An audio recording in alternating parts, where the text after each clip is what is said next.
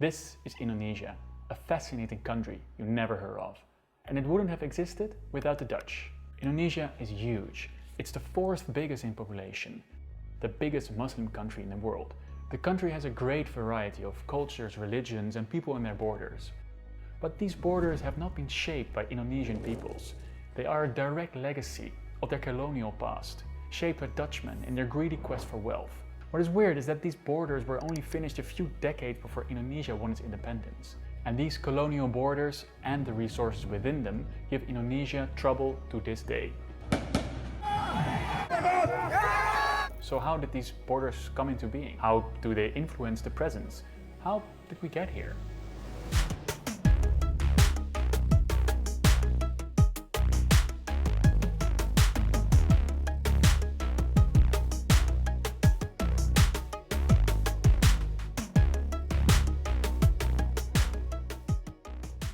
I'm in the Indische buurt in Amsterdam. This is a place where the streets are named after possessions the Dutch had in the East Indies. This part of the city was built in the 1900s, and it sort of coincides with the end of the Dutch imperial project in Indonesia. And with it, the city seems to show that all these far-flung places are actually part of one grand unified theme. The only problem with that is that it's a total construct. It is a construct that we call Indonesia.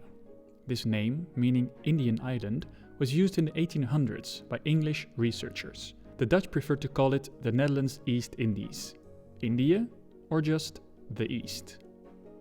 A construct that was only finished after a colonial project of subjugation, blood and extraction that lasted 350 years. Of course, the history of the region doesn't start when the Europeans arrive. Indonesia has been at the crossroads of international trade for millennia.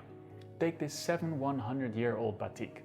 Batik is a decorative technique that originates in Java, but the cloth they made it with came all the way from India. Trade brought religion, Buddhism, Hinduism, Islam. In honor of these religions, great shrines were built. But this was in no means a unified territory. Across the 70,000 or so islands that make up modern Indonesia, there was a huge number of kingdoms and sultanates. The Hindu-Buddhist Majapahit Empire from the 1300s looks the most like modern-day Indonesia. It had a strong core and kingdoms that were aligned with it. But it was already long gone when the Europeans arrive. They come for these spices that can be found in the Moluccas. First the Portuguese and then the Dutch arrive. In the end, the Dutch conquer a huge part of the archipelago. They didn't really set out to conquer all this land. They just wanted spices at first. But an unexpected change made them slowly embrace a way bigger imperialistic goal. This imperialistic project went in 5 phases.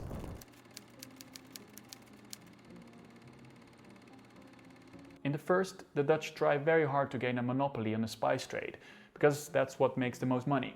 They do this with a private company, the Dutch East India Company, or VOC. Along the way, they actually invented stocks and the stock market. But they're there for spices like cinnamon, cloves, pepper and nutmeg.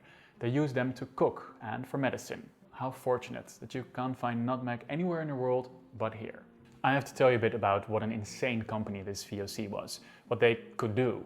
Because they could enter into diplomatic relations, they could declare war, they could invade lands, keep a standing army.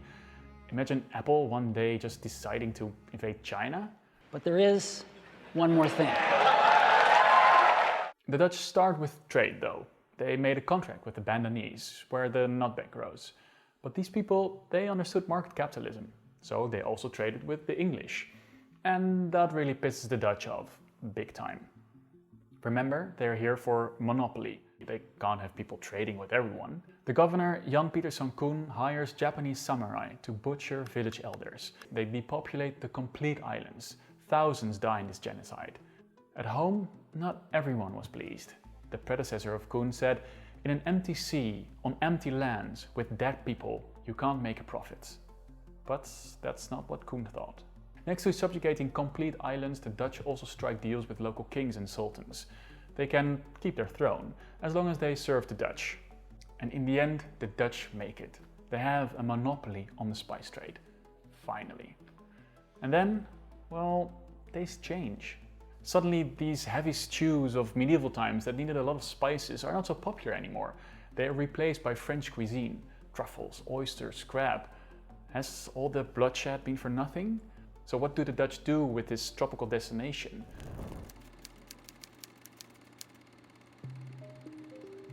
Well, the people in the 1700s do want sugar, tobacco, cacao, tea, coffee, but compared to spices, these crops have one problem. They are built on plantations that need land, a lot of land. So suddenly the Dutch need to expand their base of operations. They start more wars to claim land and expand their colonial possession. Do you have any idea why a cup of coffee is sometimes called a cup of Java? Well, the Dutch, they introduced coffee on this island. For some time, they become the biggest exporters of coffee of the whole world. Chinese planters produce sugar, tobacco is planted. The Dutch, they had started with a few outposts, but are now growing into a bigger colonial state. And it works, they're making money again. But the frenzy, it doesn't last. It turns out that you can make sugar and coffee in other places. They don't have a monopoly, and the cost of maintaining a huge empire is just too high. In 1799, the VOC goes bankrupt. And at the same time, the Netherlands are overrun by Napoleon. Is this the end of the Dutch colonial project in the Indies?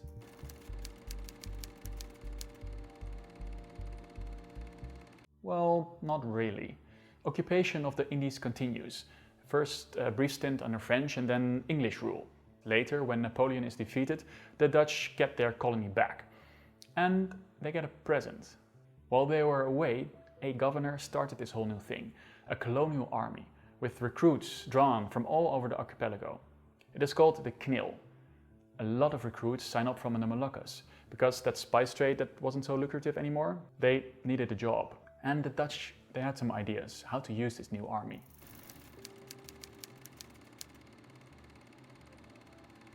Because this is really a time the Dutch are occupying even more land in their archipelago. Why so? Well, the Napoleonic conquest ravaged the Netherlands. The new Dutch king, he needs a source of income. And where does he look? The Dutch Indies, of course. He wants money. He starts to lease land to farmers to tax them. And he also works with the local kings. But that doesn't end well. The kings exploit their farmers, so much that even the Dutch think it's going too far. So they end this arrangement, and that really pisses off the kings. So you have this prince, Diponegoro, who starts a huge war on Java. He waged this guerrilla war for 5 years, and the Dutch retaliate. 200,000 people die, mostly of starvation. It's one of the last times that local elites try to resist Dutch advances, but they are crushed in the end. And just when the situation seems to be under control in Indonesia, the Belgians secede from the northern Netherlands. They want to be an independent country. Like whatever, do what you want, we don't need you. But now the Dutch king needs even more money to finance a costly war. Where should all this money be coming from?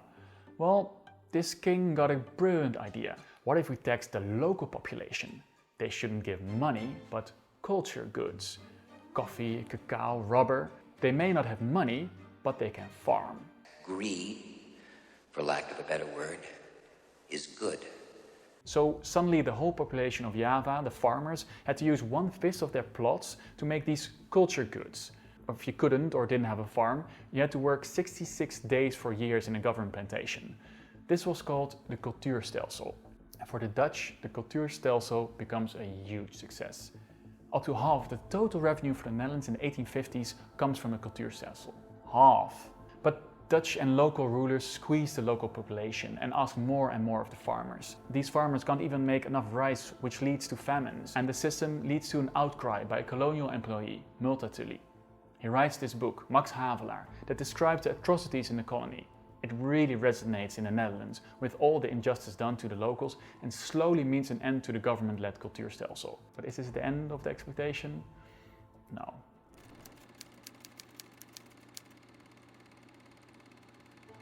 Dutch private corporations jump in the hole left by the cultuurstelsel.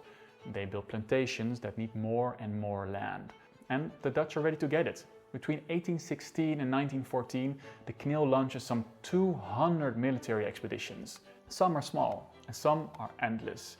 Over half the final colony is conquered in this period. And this is really also what's happening in the rest of the world. In 1800, European powers only occupied about 30% of the world. In 1914, 84%.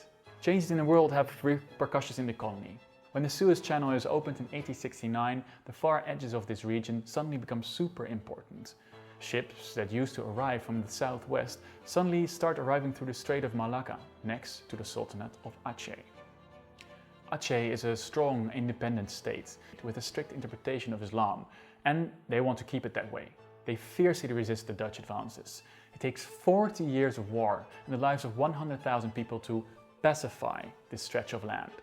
When General von Heuts, one of the Dutch heroes of this war, dies, he gets a state funeral that's only reserved for royals. Yeah, he really was a big shot. But there we have it. Indonesia was finally completed. 300 years after their first arrival, the quest of the Dutch started with spices transformed in an insane imperial project. A nation of 5 million people lorded over 40 million Indonesians. The colony was the biggest producer of sugarcane. They built coffee, tea, tobacco, rubber. They mined gold, extracted oil, all supported by cheap and plentiful labor from the colonies in China, breaking their back for the Dutch. And slowly the idea started to take hold that the Dutch maybe have some responsibility for all these peoples. They imprinted the idea that all these different people actually were one, all under Dutch rule. This didn't really have the effect the Dutch anticipated though, because it's in these schools that ideas of independence begin to brew. Later, revolution leaders such as Hatta, Sharir and Sukarno get educated by the Dutch.